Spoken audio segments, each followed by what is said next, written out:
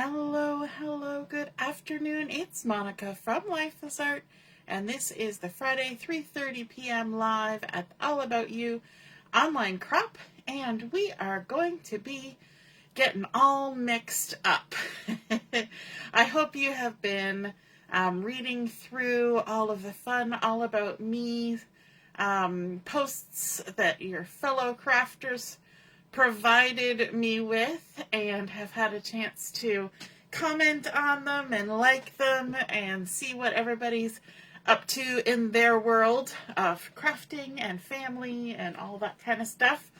And so keep doing that. We're going to be posting them throughout the 4 days. So there will be more posting throughout today and then tomorrow. And I'm probably going to try and get them all posted, finish posting early-ish on Sunday, because the later it gets in the day, maybe not as many people will actually see them.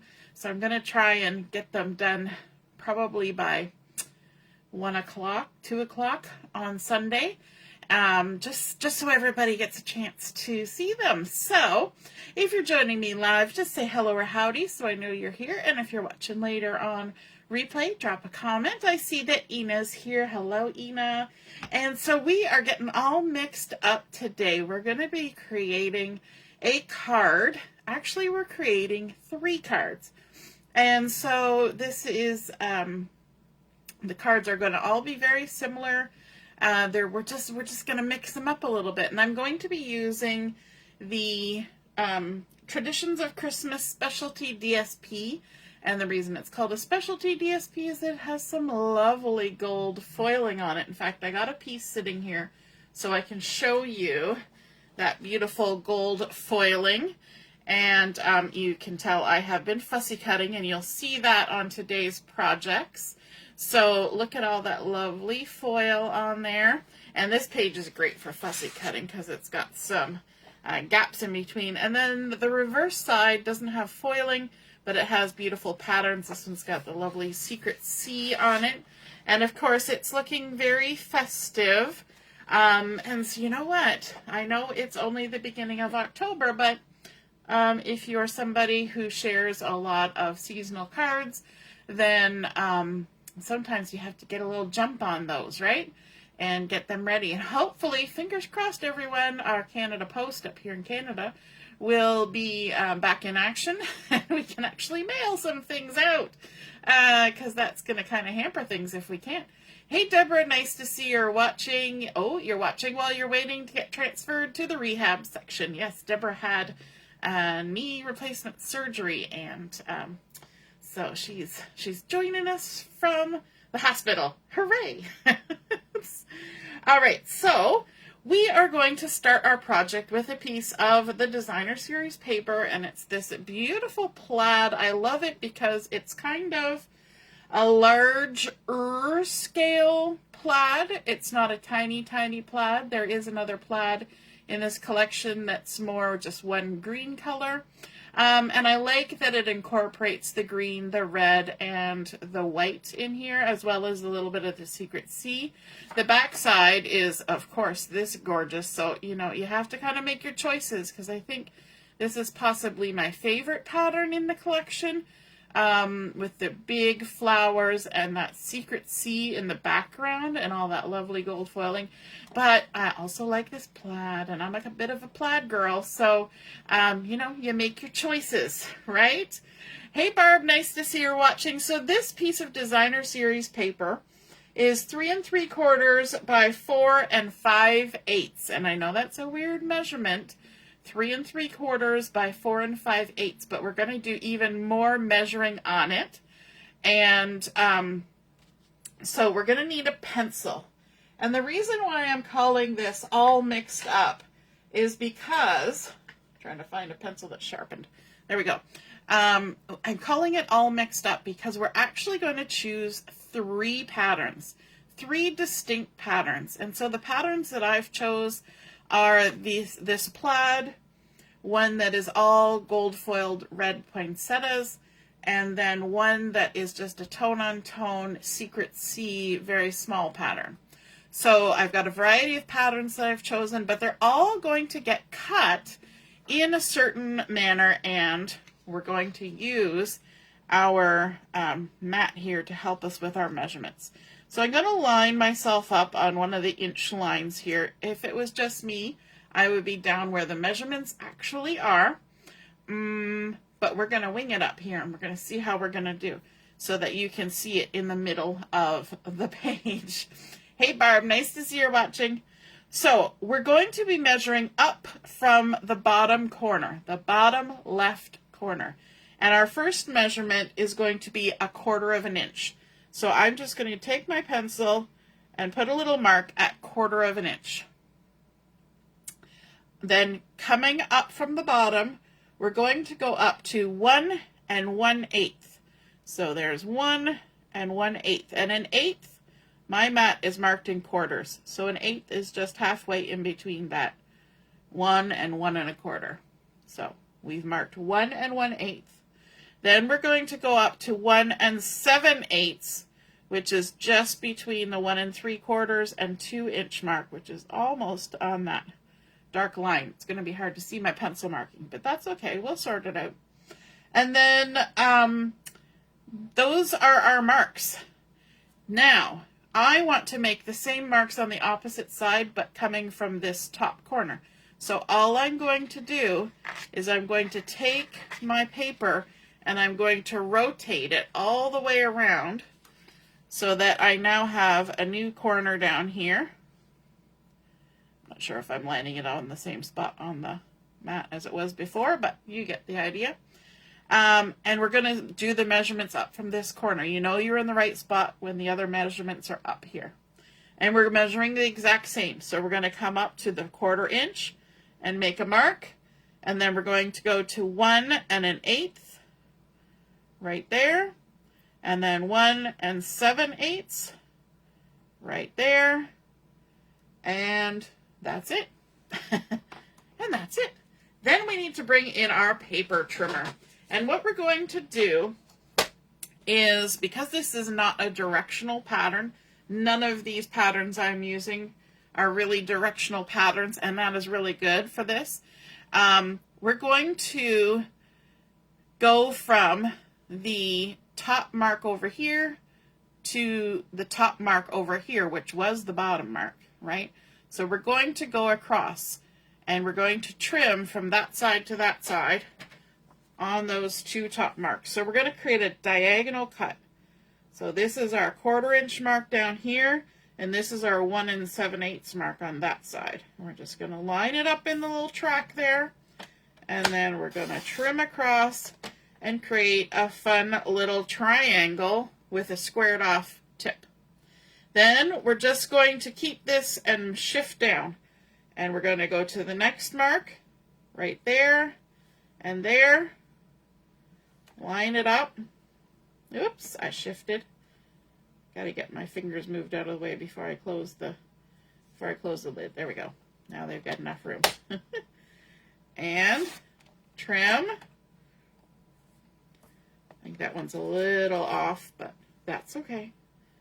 And then we're going to shift, and we're going to do our last cut line. Make sure that those are lined up. Move your fingers out of the way. And trim. There we go. So we've got 4 pieces now cut from our pattern paper. I'm just going to scooch them off. There we go. Just dump them. Unceremoniously dumped. So we've got 2 triangles that are the same size. And then we've got 2 strips here that should be about the same size. One might be slightly wider than the other, but that's okay. And we're going to do that with all 3 patterns, okay? And once we've done that with all 3 patterns, we're going to have this. Isn't that fancy? So we've got our plaid, we've got our poinsettia with the foil that I was telling you about, and it's a large scale pattern. And then we have our Secret C tone on tone, which is a very tiny pattern. So we've kind of got large, mid, and small, and this actually kind of gives you a mid pattern because there's a lot going on, and this is a more spacious pattern, but we've got those three. Now what we're going to do is we're going to maybe scooch those up there, and we're going to bring in a card base. So this is just a standard size card base. I've cut an 8.5 by 5.5. I've scored it in the center at 4 1/4 and folded it. That's all. Just a basic card base. I wanted my card base though to be the Secret C color, but because this is a cheaper piece of paper, I cut myself a panel for the front of my card. So this has been cut from the Secret C cardstock to 4 1/4 by 5.5. I've got some adhesive on the back already. And we're going to use our fingertips along the edge of the fold side, and we're going to keep our paper on an angle like this, a little sort of 30-degree angle, and we're going to just push it towards our fingers and feel where we get the edge there, and then we can just lay it down, and it's almost always going to land where you want it. Then I'm coming in with a piece of Pool Party, which is one of the coordinating colors. Now this is a two-tone cardstock, so one side's darker and one side's lighter. I'm using the darker side, and this has been cut to 4 inches by 5 1/4, and this will give us a nice panel with that lovely Secret C going around the edges. So we're going to center that on here. Now, remember when I made the card the other day and I cut something out? You could have totally done that with the Secret C before attaching this one. You can't cut out of this one because we're going to see some of the center, but this lower panel, we could have done that. I just didn't bother. And we're going to line that up and stick it down. Now here's where we get the mix and match. What we're going to do is we're going to take one from this. We're going to take 2 middle pieces from this one, and we're going to take a bottom triangle from this one. And we're going to kind of line it up so that there's an equal amount of the cardstock showing all the way around, and then we can go ahead and stick it on down. So this is where they're getting all mixed up. Our patterns are mixing up. Now we had a discussion about this one day, and I was asked the question, I think it was my mom who asked me, why did I cut that middle one in half? And basically the answer is because it looked pretty. That's the reason why I did it. If you decided not to cut this middle piece in half, you're going to want to increase the size of your designer series paper by 1/8 of an inch vertically. So instead of being 3 3/4 by 4 5/8, you would make it 3 3/4 by 4 3/4. Okay, because you have to accommodate for that gap. Because if we squish it together and then we don't accommodate for it, we're going to end up like that. And we're going to have extra space. Okay? So you're going to need to make your designer series paper 1/8 of an inch taller. So let's go ahead. You know what? Maybe I'll do the top one next.